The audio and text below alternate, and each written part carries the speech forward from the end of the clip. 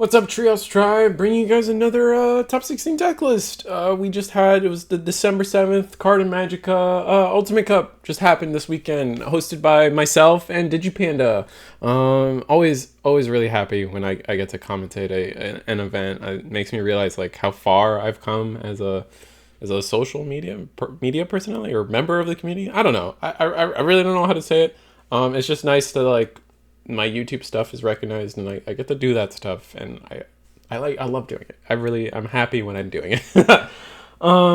That being said, been busy, haven't done one of these in a minute. I know there's a few that we were missing on the site because of me. It's my fault. I'm sorry.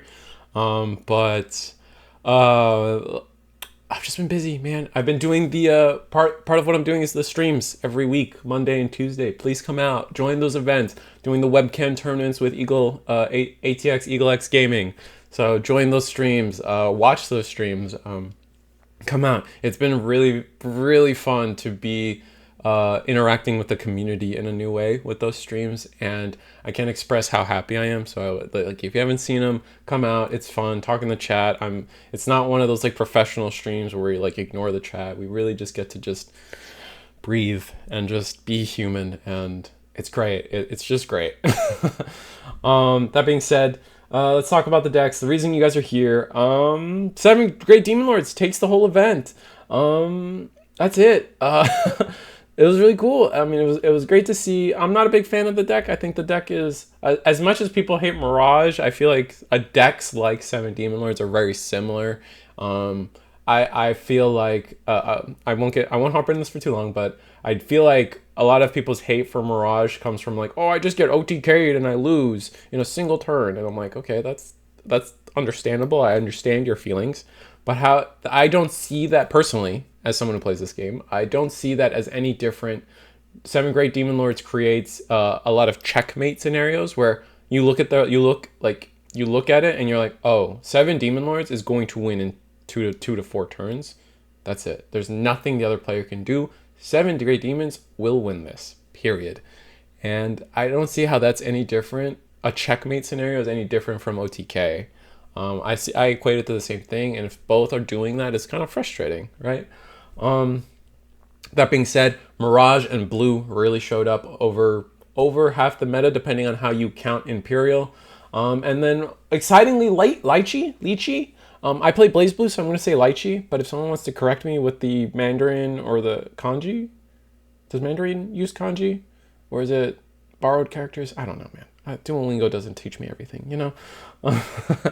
That being said, Galacticmon, really cool deck. We'll talk about it when we get there. Well-positioned deck. I felt like watching him play, and not only was he a great player, but I felt like, given what the meta was, it was a really well-positioned deck for this format. Imperial, 7 Demons, Ancient Grey, Purple Hybrid, all showing up. Let's talk about the lists. Let's try to get it under 30 minutes. Let's talk about Purple Hybrid first. 16th place, this is Finn's list. The things that stand out in Finn's list, and I'll speak on it now. Every list is now moving towards 4 Demi-Marrow, 1 QP, preferring the draw engine over the turn gameplay engine, I guess, is what I would say.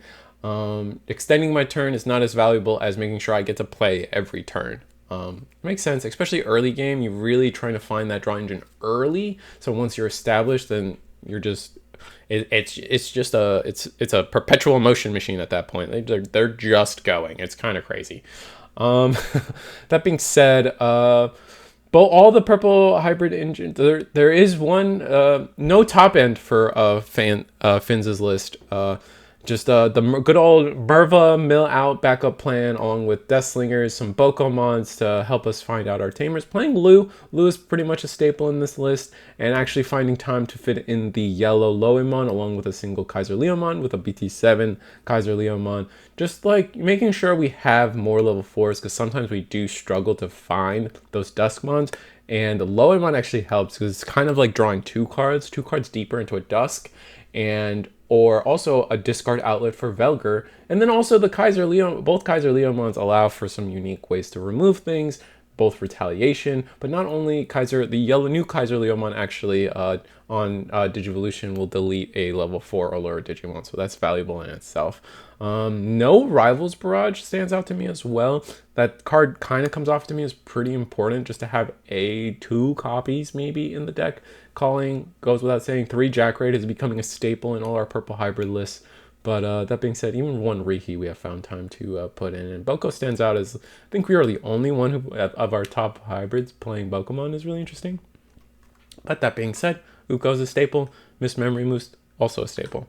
The next list, we get to talk about Count Pelican's 15th place purple hybrid list, actually playing top end along with an Argomon for the mirror match and any other tamer, red hybrid, purple hybrid, blue hybrid. Just a really good card into all of those decks. Playing a similar ratio of everything up here, actually finding time to get the Psychmon instead of only just Gazimon is interesting, and playing the aforementioned Rivals Barrages that I was talking about. Really good. Playing one more Kaiser Leo instead of the 4 Loes, and Yellow Rihi instead of the 1 purple. Yellow Rihi is pretty good, but Yellow Rihi also allows us to go into Shadow Seraphi, and just Shadow Seraphi is a good card right now.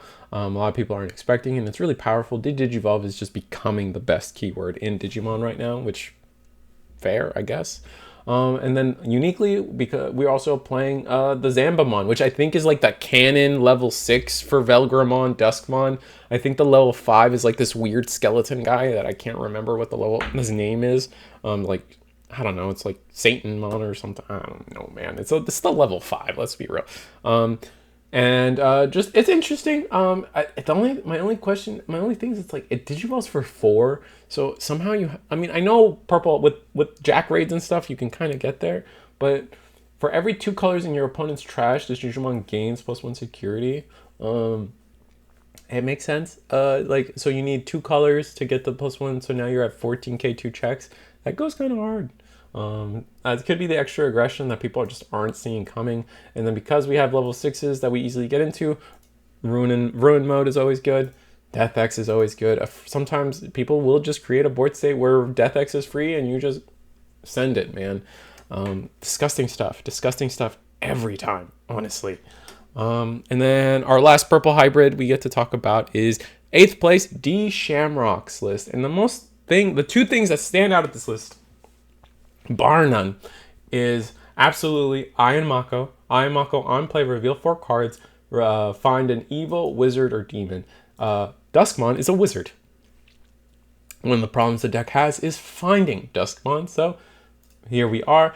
That on top of that, Iron Mako also allows us to stack the top of our deck and then mill, which allows us to kind of reuse either these Rival Barrages or Death Slingers that can tend to clog up our hand sometimes.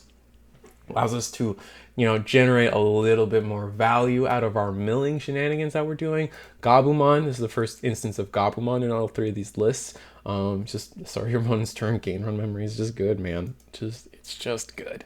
No Psychmon, just preferring just Gazimon. There's a lot of memory being thrown around in decks right now, so Gazimon ends up being the best floodgate there. And then after that, the other card that really stands out and I thought was a really cool card to see, like, for the first time. I don't think I've covered... this is the first time I cover a purple hybrid running Galacticmon, and it just makes sense, man. You're milling both decks. Why isn't this card in every purple hybrid list? How is this not a staple in purple hybrid right now? Like, it's crazy. Maybe it's just like with the miss memory boost and self milling, you're just gonna mill it most of the time anyway, so it doesn't matter. Okay, sure, but if you draw it, it's so gas, man. It's so good. I can't imagine it being that bad. Even just a one-up, man. And then we also have the Merva backup engine. So it's interesting to see that none of the like tangential purple hybrid lists out there didn't really perform this tournament. Only like what I consider the pure purple hybrid with the mill backup plan, like standard. I like to think of it as standard purple hybrid. Obviously, each player has their techs and stuff, but yeah, man. This was 8th place D Shamrock's purple hybrid list. So congrats to them. Really cool stuff. Really cool on the Galacticmon, and again, Argomon is really good for the mirror as well. Then we get to talk about Magna X a couple times. I think we have 3 in total. This one being big 14th place, Big Chungus. And notably, the biggest thing that's standing out to me, I mean, it's Magna X. It's been through the ringer. I've talked about it several times now. Nothing crazy, but we're playing the new Hankumon BT19 until the end of your opponent's turn. One of your Digimon can't be deleted by battle. Huge jamming, like it's just a way to get jamming early, just in case. And then the inheritable. This Digimon target can't be changed. Huge. One of the best ways to stop Magna X is blocking Magna X, because then they can't get because that's one of their easy ways to try to get the security, so they can get the restand and then immunity. But if you block that first attack, they got nothing, man. So huge, absolutely huge. So smart, so cool, absolutely wonderful. I'm in shock. It was really cool to see that. Congrats on 14th place. Going to talk about our next Magna X, which is 9th place, aka Greymons. Also have our own little version of Spice, playing the ancient Garurumon, Lobomon, just because, you know, it's a good package to have, man. Like, it's good. Once you see it once, the ancient Garuru will keep looping the Lobomon over and over again. So you really don't, once you see it once, all you really need is one Lobomon to keep doing the combo, which is really cool. And then playing any tamers that you somehow, like, either maybe got deleted, or with Purple Hybrid sitting around, they got milled. So it's a really cool little engine to help you really get some of this extra value, especially with, again, Purple Hybrid milling yourself out. High speed plugin so we can not be redirected. Again, the return of this new Hankumon. Can't be reducted. This can't be, target can't be changed. Inheritable is busted. Death X, Paladin, Omni Blitz. Great Maelstrom is an interesting card. Just 9 is so expensive, man. Sheesh. That's the biggest thing I think about sometimes. And then no Flame Dramon. I think only no Flame Dramon for this list. I know Big Chungus was running it, but no, aka Greymon here. And then we get to talk about 7th place Naval's list. Magnemon, 7th place Magnemon X. Actually, instead of Death X, we're running the Ruin mode. Ruin mode's still a really good card. Actually, finding time to get the Flame Dramon, but as well as getting almost every single copy of Magna on the board here. Final Zubagon Punch as well. It's just really good card. I'm surprised more. I'm still in shock to myself that more Magna X's don't run like Kongu and Breath of the Gods or Final Zubagon Punch. Like, I feel like it's just like you have the room to be so toolboxy, but maybe it's just Copia. Maybe I really am misunderstanding the room this deck has, especially since you don't have the level 5s to do things cheaply, that you don't really have the time to do Final Zubagon Punch, Kongu shenanigans. I would like to think you could, just because mental training and memory boosts are so good, but yeah, maybe I'm just wrong. Maybe I'm just short-sighted. Blinding Ray 2, you know, it's a lot, man. I don't know. Either way, congrats on your 7th place victory, Naval. Then we get to talk about Ancient Grey. Ancient Grey is it's a mainstay deck right now. It's going to be seen. We're seeing 1 Atomic Inferno, 1 Gravity Crush, 2 Deity as our like option lineup, Shamanmon and Gatsumon as our floodgates, both very relevant floodgates, I feel. 4 Analog Youth. The deck doesn't really function without. The deck can't be aggressive without Analog Youth, which I think is important. And then notably, we're playing a total of 4 Takuyas, and none of the BT7 and only 1 of the BT12 one. Just maxing out and making sure we have 5 memory setters, and then filling the rest with, so we can get to 8. So we have a total of 12 tamers, but only 8 digivolvable ones, if that makes sense. 2 Piercing Flamemon stands out to me, not always ran in the deck. And notably, we're running no Blitz Omni, but we are running 1 BT7 Burning Gray, just for some like floodgate removal, probably. The ability to digivolve, like the Burning Greymon can digivolve into the BT17 Burning Gray can digivolve into Burning Gray because the rules say so, which is funny.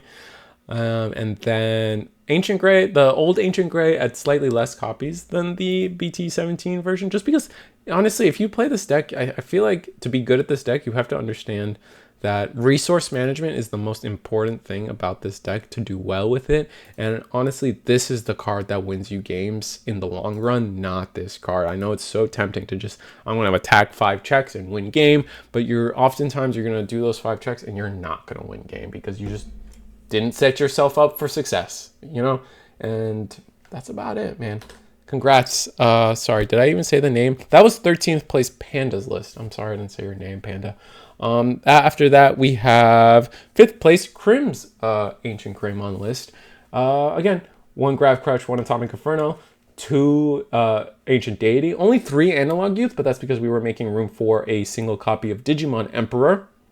Interesting that we made that call. I guess maybe Purple Hybrid's still really raising rookies, but for the most part, I think it's fair to say that Digimon Emperor is not looking good right now in relevance. 1 Crimson Blaze, 1 Uko, no Gotsu, 2 Shamanmons.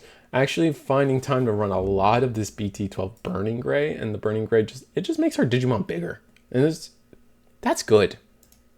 Big is good. In addition, 2 Aldemon, the Inheritable's insane. Especially since we're looking at things like Takuya Koji. I always find it weird that with the rookie lineups, we just never see the BT12 Flamon. And I understand that it's just like, it's probably a case of like, we need the pieces in hand most of the time. That's why we can't really afford to use the on-played Trash 1 Hybrid Draw 2. But Draw 2 is just good. And then setting up our trash with an Aldemon so our Takuya Koji pops off. I feel like that's good, man. I feel like that's good. And again, to kind of prove me right, we actually are running even less of the BT4 Ancient Gray and still maxing out our BT17 one. Just resource management is the game here. And if you can play that right, you're going to go pretty far with Ancient Greymon, in my opinion. And then 1 Omnimon to go for game, just in case you do get that sick 5 check and then to Blitz Omni for a game. If you get it off, you get it off. Oh, no Gigasmon. That's interesting to me. I think that's worth mentioning. No Gigasmon, and you did so well. I thought Gigasmon was like one of the reasons Red Hybrid was doing so well. You know what I mean? I don't know. Then we get to talk about Lychee, 4th place Galacticmon. And it's so funny to see that this deck is literally just 10 cards. Maxing out on literally all the new stuff since the deck's release. So maxing out 4, maxing out the new level 3, maxing out Zenith, and maxing out the promo Destromon. This promo Destromon is such a good call out card to the meta. I feel like Lychee probably either posted their matchups or posted a video. So again, as I always say, if there's a YouTuber that did well, please watch their deck profile if they have it. I don't know jack compared to them on their own deck. You know what I mean? Like, I'm not about belittling myself. I'm just being real. Like, there ain't no way I know more about Galacti than Lychee, right? Like, also playing 2 Shadow Seraphimon Ace. It didn't come up in any of the matches we showed off on stream, but I'm sure there's just times where people get got, man. Aces still catch people off guard. It's really funny. Fusionize is an insane card, especially now that the deck just has slightly more consistency too. Fusionize is such a good card. Surprisingly good. Final Zubagon Punch. Just for being able to attack 4 checks in a single turn with this guy and some inheritables if you want. It was wild. I think Lychee, not only was Destromon such a good call out card because we saw the capability of being able to remove up to like 8 or 9 cost of tamers on the board was disgusting. Just dismantling any board in front of them that cared about tamers. It was so gross. It was so gross, and it was so powerful to see. That being said, Galacticmon itself, something that Lychee did, and I think this is where the pilot part comes in. Lychee was doing really well. You see it in the matches. You see it in the matches that we have the VODs for. Check out Carta Magica YouTube channel, whatever. They really valued, and the one thing they really did well was managing how many Venmons we had access to in hand, on board, and in trash. There were times, like the way the Galacticmon deck works and the protection works is like, it bottom decks those Vemmons. And Lychee was clearly very active in trying to figure out the best way to maintain Vemmon like as a resource, like as a countable resource on board, to the point where we would let our Galacticmon like die, right? We would block an attack that was too big, and we would just let everything go to trash instead of putting things back into source. Because if we did that, we would lose Vemmons, and we really needed to make sure we had a lot of Vemmons on board, especially with that new Snatchmon allowing us to Digicross, Fusionize, get another one under, and then shenanigan after shenanigan, go into another Galacticmon, put more under. We really, really wanted Vemmons accessible and not in deck, and that is something that that is definitely where the pilot took the deck to the next level and showed people that Galacticmon how it needs to be played, really. Not to say that Lychee is the only person that could do it, but it was definitely a class, or was it master class, on how to do that. It was good. It was really cool to watch those VODs. If Lychee did any videos on it, please go look at those. Let me know if it's Lychee or Lychee too, honestly. Anyway, I found it funny there was only 3 Galacticmon, by the way. And Dorymon is like the black Koromon at this point, which is also amusing to me, but that's a different... We get to talk about 5 Mirages. Oh boy, let me be fast. I'm sorry if you topped with Mirage and I overlook things. I'm sorry. Mirage, it's a 5 of them, and Mirage is, it's kind of like Imperial at this point. It's been around, man. Not that that's wrong. I don't think that a deck should be banned just because it's been around for a while. I don't think that's fair. I think it's okay to I like Lobomon. I wish that a Lobomon deck was always relevant, right? It's just, I think that's fair. I don't think that's something I should be punished for wanting. And if someone legitimately likes Mirage, they should always have a deck accessible to them. And I think for me, I think those decks should be meta relevant in some way. So can't always live in a perfect world, I guess. That being said, Mirage gets so much value out of this new Galgamon. It's so gross. We'll keep talking about it. It's going to keep coming up. But let's talk about it. Playing the Smorgas. This is... Did I say their name? This is Nazduel's 12th place Mirage list. Playing every Floodgate available to blue. It is amazing to me how little tamers Mirage is now being able to get away with. Just because we don't care. We're essentially purple has...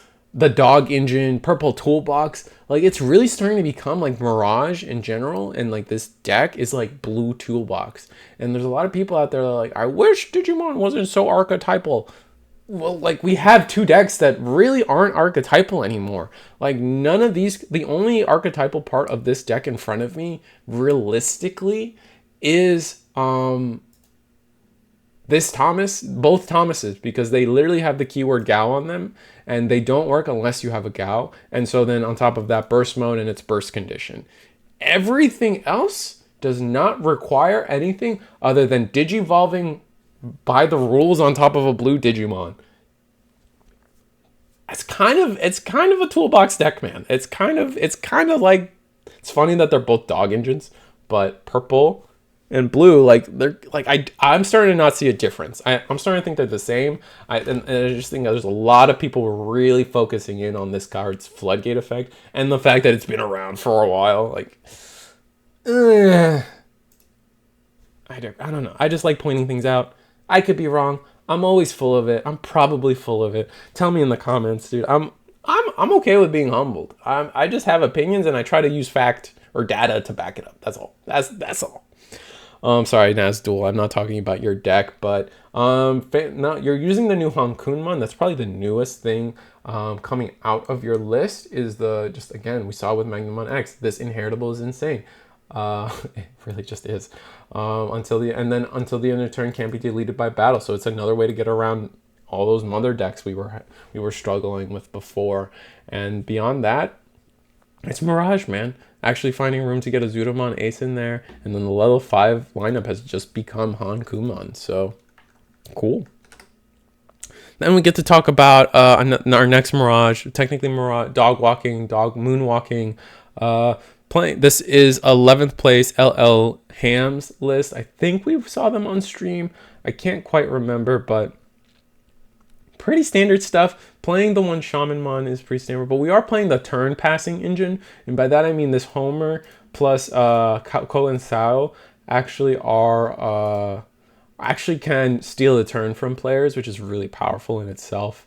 And I imagine we didn't get to see it work on stream, but I'm sure throughout their run they were able to pull off a turn stealing, and I think stuff like that is really the stuff that really we should be focusing on and making sure it doesn't stay in Digimon. We're talking about a ban list. I will forever think this Ko and Sao should have like an errata or something. They should not be generic cards, and I think that is the root of most of our problems right now. But either way, I can separate the player from the deck. Congrats, Nazul. You came to this event trying to win, and you played a deck that got you pretty close. And top 16, to me, I think most people consider top 16 a win, regardless of like, you know, top 1 or whatever. Like, it's card games. Placing is winning for the most part. So congrats. Next, we get to what I'm calling kind of Mirage Galaxy Light. We've seen it before. We're actually playing, it's Mirage, most of the Mirage cards, if not all of them. And then all the blue Galaxy stuff on top of Ko and Sao to allow us to digivolve into our level 7s or our level 6s for free. And then we get this, the thing that this deck does so well is abuse this Galacticmon. It is insane the memory this card, or the turns this card allows just off of the back of Lunamon, because it is a Nightclaw, so you have to remember it does give us access to this inheritable, and it gets so crazy, so gross, so fast. Even just having Lekismon to search out all of our sun and moon, our sun, and I guess sun and moon pieces, because we go and so. But you get my point. It's so good. It's so strong, so memory efficient. Playing our memory blocker for all the memory decks out there, maxing out on our searches, and just, you know, our Lekismon will eventually hit a Ko and Sao. I'm pretty sure is what we're hoping for, or ones in security. That's all we can hope for. 2 Paladin mode to reset our deck. I think every time I watch it happen, every time I see a deck not have 2 Paladin mode, when they run 1 Paladin mode, I'm just like, why not just have the second one? Imagine if you had the second one, bro. You'd be cooking. But that. I digress. I'm crazy. It's also late for me, so I'm probably like hyped up on fumes. That's it. That being said, congrats. Oh, this is 10th place. A mouth breather. Sorry. Mirage Galaxy Light is what I'm kind of dubbing it for now. Moving on. Oh, sorry. This is another dog walking, moonwalking Mirage list. This is 6th place. I'm saying pink, PYNC. I think that's pink.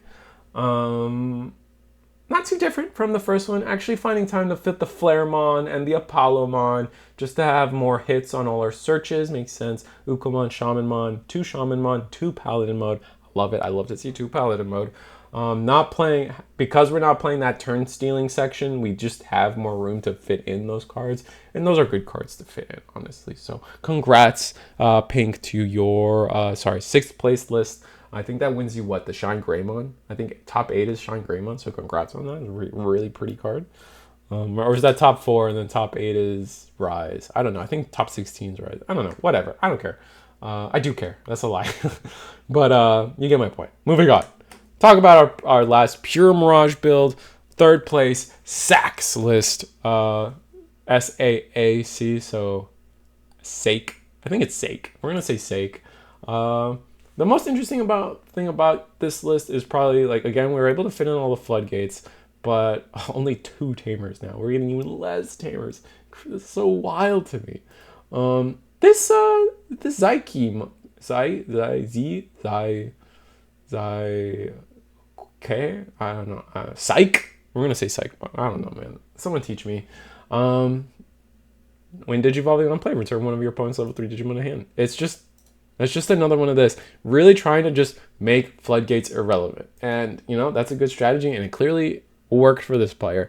Madoki memory blockers. Not today. I have 5 copies of being able to bounce at least a level 4.